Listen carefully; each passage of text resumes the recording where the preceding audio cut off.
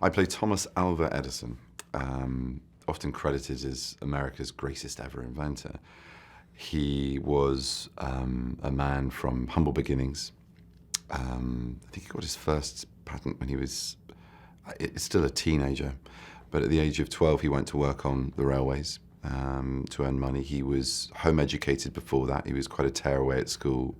He'd had, I think, was it scarlet fever, but basically an era of his life when he was a kid really affected his hearing. He had very bad ear infections, and so he was quite badly impaired hearing-wise.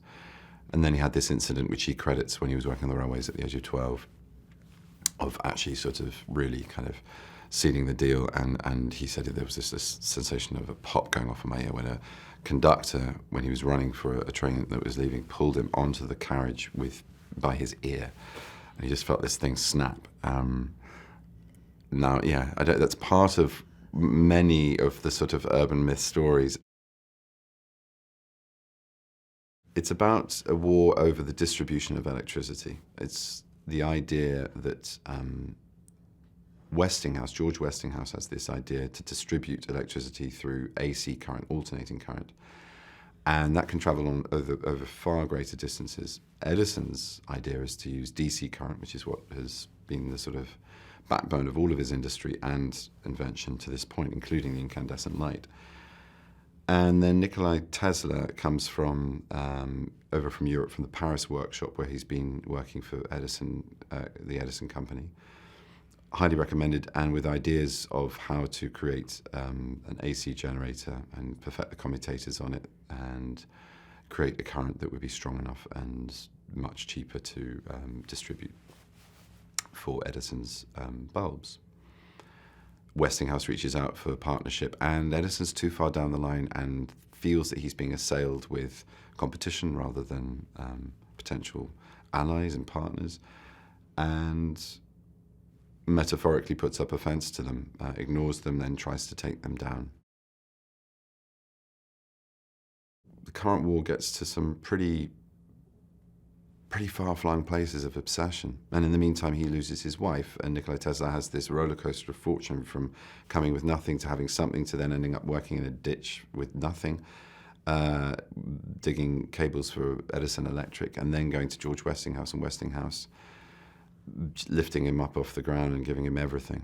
And so a lifelong friendship began where, with the favour was then returned. There was a point in Westinghouse's life later after the film where he said, look, if you don't, I quite understand if you want to keep your patents, but if you do, the company's going to go bankrupt. He said, no, you can have them all. And so Westinghouse Electric managed to stay afloat, but Tesla died in poverty. Michael's great. Michael Shannon is one of the heavyweights. He is someone who he internalizes a lot as a human being. He takes his time. He's very cool, but not in a cold way unless the part requires that. He just takes his time, which in a world of noise and immediacy kind of throws people. And I just love being around him. You know, nothing's wasted. And Westinghouse is this really generous, warm, glowing human being who you want to be more like, really. Nick's fantastic. He's a very pure actor. He really went for the detail of the accent and this sort of emotional cut-off, but still with great flashes of humour and emotion. I mean, he manages to traverse this very difficult kind of polarity between being absurd and eccentric and actually being very relatable, which in lesser hands wouldn't quite have worked. And he keeps the integrity of his character as well as make it entertaining and moving and everything else that it does in the story. So it was great. And it was great. One of the great things about being in a film where there are three of you is that, especially when you don't have all that many scenes together, together especially, there's none of them with all three of us, you get to admire each other's work when you finally see it. So I had as much good time watching it as I did making it with those guys, because so much of what we did was in separation.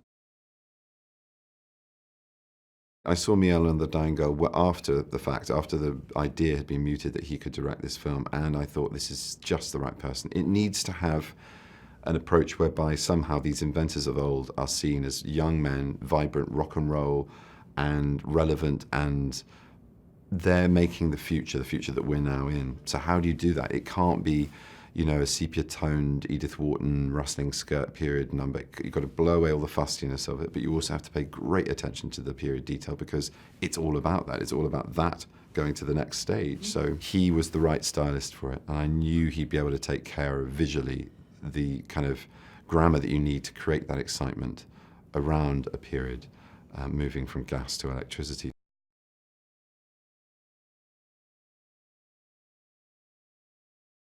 JP Morgan fits in because he's sort of bankrolling Edison, and he was a sort of titanic figure, really. He's fairly shrewd and I would pretty good as judge of character, astute, I would say, and he and like a lot of very good businessmen, he's very practical about what's working and what isn't working, and where to put his money and who to support. And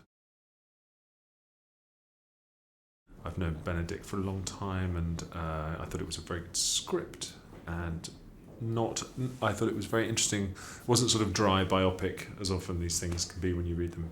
I thought it was very witty and interesting and quirky. Alfonso is a joy. He's fantastic. He's just...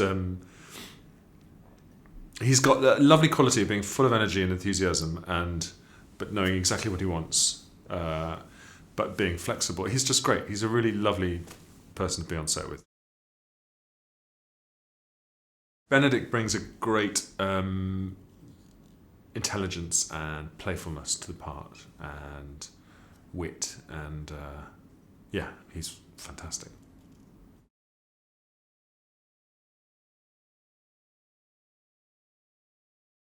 Thomas Edison was someone who changed the world 3 times over. He put sound in a box, light in a jar, and shadows on the screen. I'm very interested in people who are able to do things that we think are impossible. So it would be like if we were to discuss today time travel or teleportation. At the time, electricity and recorded sound seemed as ridiculous as that. Alfonso is breathtaking. I tried to write the script in a way that didn't feel like it was a stodgy old period drama, and what he did is pick up those cues and take them much further than I thought they could ever go. He's shooting it as though this is a modern-day piece, as though these are people that are flesh and blood. He's shooting it, in many times handheld. We don't want this to be, portraits. And what he's doing instead is creating a cutting-edge, breathtaking story of a race, of technology, of standards, and of changing the world.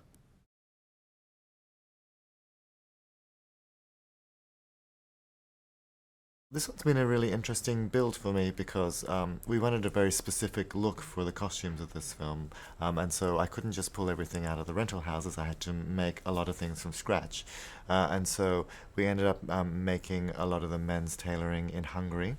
There's an incredible men's tailor there that I worked with for the first time, and he just did some beautiful work for us for our 3 main principals. We pretty much made everything that they wear from scratch. And then the women's costumes were also made half in Hungary and then finished off here in London.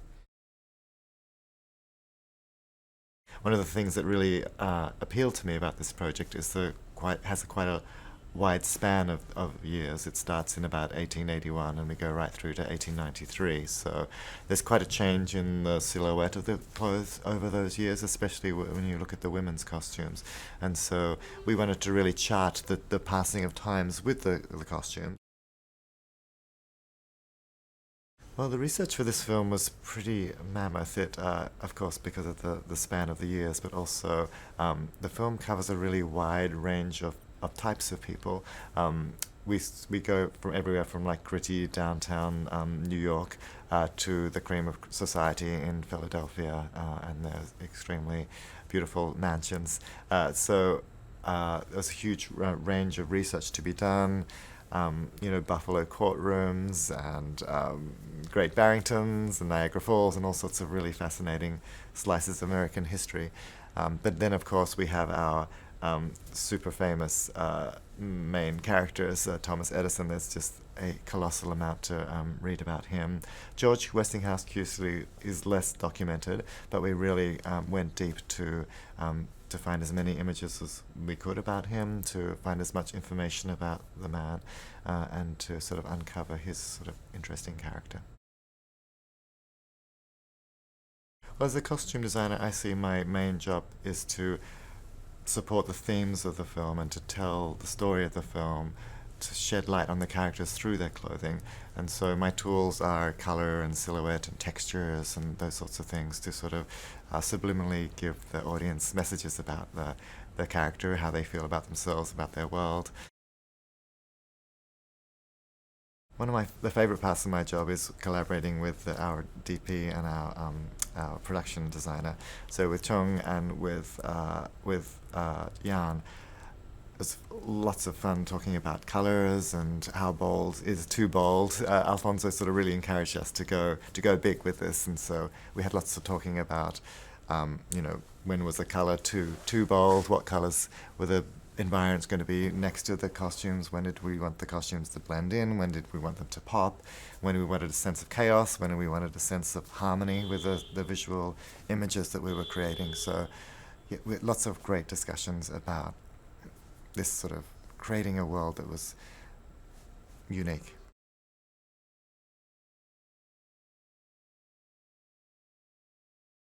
The research, the kind of meetings with Alfonso, production design, costume design, sourcing material, because on this there is a lot of hair, a lot of facial hair, wigs and stuff. So it's sourcing all of that and just kind of, breaking everything down, breaking each character down so you know what their journey is. And this script kind of moves along at a pace because it spans 10, 12 years. So it's kind of moving on without being too obvious about it, So there was a lot of time spent in kind of figuring out, where we change the shape of the lady's hair, say, for example, because at the beginning of the, 1800s, then it was tighter and smaller and, neater and curlier. And then it kind of got softer. So we just had to work out, figure all of that out and kind of work out the different shapes, get, wigs made, that all that kind of stuff. It's, quite intense. Alfonso is just a delightful, adorable man. I love him. I've really enjoyed working with him. He is so collaborative, so present for you whenever, you need him. He cares about the looks, like 100%. Nothing gets past him. As much as you might think he's got this great big picture in front of him, but suddenly, he'll be like, what's happened here? Have we done this? No. And you go, have we pushed it enough? You're like, yeah, I think we pushed it enough. So it makes you feel very valued as a member of his creative team. I work closely with Michael Wilkinson, costume designer. That's a key person because, you kind of go, what's her dress for this scene? Does she have a headdress? Does she have a hat? And all of that then is taken into consideration when you kind of create the hairdo for it, because some of the hairstyles you can dress the hair ornaments inside the hair, or it's a hat and you can put it on, but the hairstyles are created around the headdresses. So in that way, mostly we kind of we collaborate, and then also like the colours with the guys. What color is he working with? Look at our if we're adding hair, and to see how it all kind of blends in. You don't want things to kind of get too blocky and stuff like that. So he's my first kind of, after Alfonso, then with Michael. It's amazing how it changes, like the whole facial hair thing changes people. Like an actor will get in the chair and you sit there and You think, oh, like this, and you start trying stuff. And suddenly you put a pair of chops on and nothing happens. You put some moustache on and then you think, oh, look, eyes are popping, or great nose.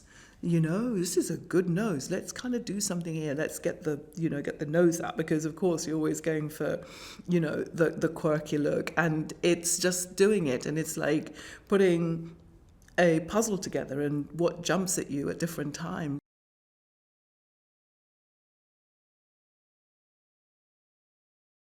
This story it's about competition, about how important a competition and how scary competition is, and it's a core of our civilization. Good or bad, who knows? But it's how we live.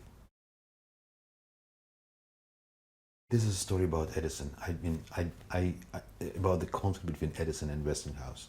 And I think the strength of this story, it's a conflict between two human beings trying to compete and competing. And the Tesla is just like a formula, just like an idea. He's not as relatable. We were lucky to have Alfonso with us in the director chair because he has a unique quality combination, being very aesthetic, to be very elegant, aesthetic, and emotional at the same time.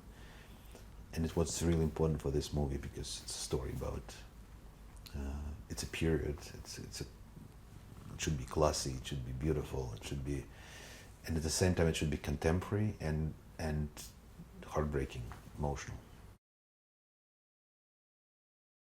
I believe this is very inspirational material, because in today's world it's very important, especially for young people, to believe that they can change the world, they can break the rules, they can discover something new, and especially to discover themselves. We live in a very similar moment of when we're just on the edge, to invent, they invented cinema, sound recording, and electricity, and a lot of an electric chair, and we are now in the same situation. We're inventing a smart, the artificial intellect, and how to fly in Mars and everything, but at the same time we can create something really scary. And this is a movie about us, about our responsibility.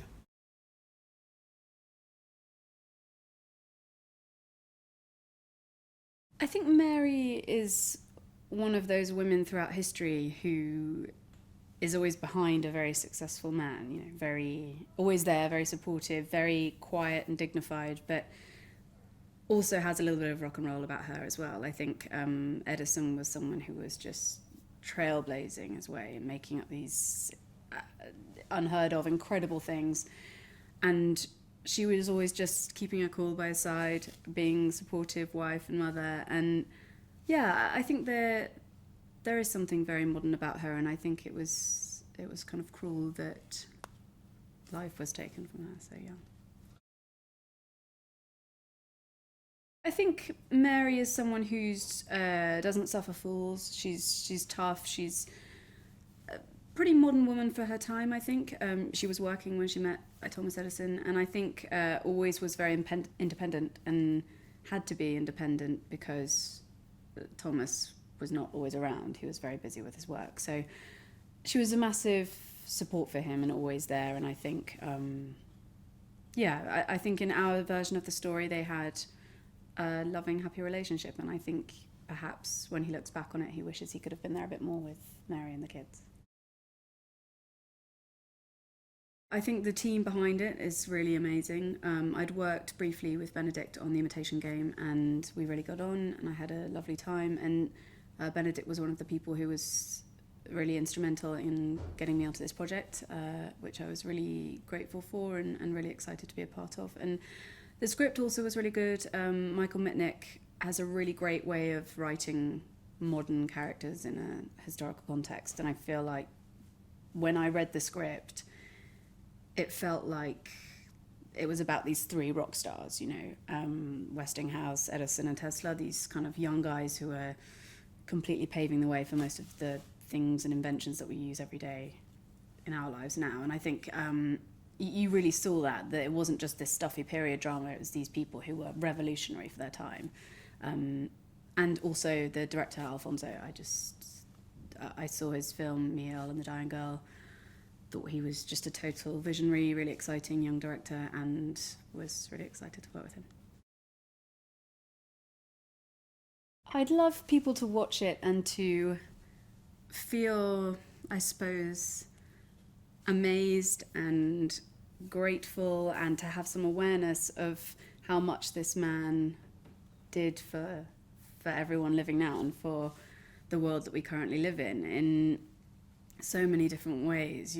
We wouldn't even be making this film if it wasn't for Thomas Edison. He was the first person to, I suppose, develop moving pictures, and none of that would have been possible without him. And iPhones and phone, all of these things that we use so naturally now are things which came from him, really, the seeds of the ideas. And yeah, I think it's really important to, firstly, to be aware of that and kind of remember that that's how far we've come and how amazing that is. And also to not get stuck in this place where we're at. We've got the internet and iPhones and we're all obsessed with it. But then more developments can be made. We don't have to just, sit back now. There are more things out there. There's always something undiscovered which could be discovered by someone.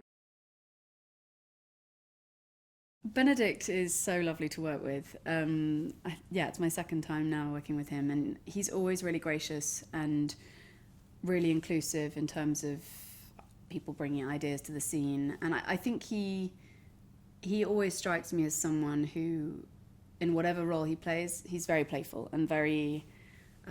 he finds the little nuances and characters. And I think that with Thomas Edison, if you look at pictures of him, or if you hear his recordings, or later images of him, moving images of him, then you see that he could be seen as this kind of slightly stuffy older gentleman. But I think Benedict really, especially because he's playing him younger, brings this youthful, amazing energy to him. And he also really manages to bring out those little quirks, and I think that's something that he's really good at doing.